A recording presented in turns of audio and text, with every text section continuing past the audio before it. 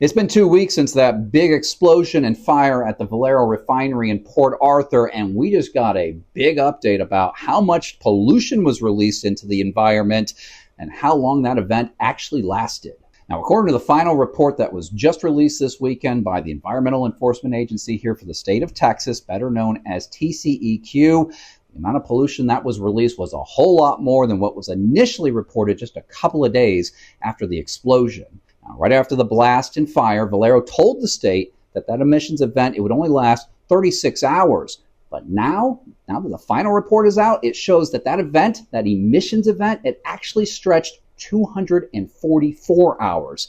That's more than 10 days, nearly 7 times longer than initially reported. Also reported was the amount of pollution, and it jumped way up, with more than 3 times as much reported pollution as the initial filing released into the environment. The final report showing that more than 157,000 pounds of pollution chemicals were released. That includes ethylene, benzene, carbon monoxide, nitrogen oxides, propylene, and wastewater fugitives. That's a lot more specific than what was initially reported 2 weeks ago. This final TCEQ report also getting a lot more specific about what went wrong.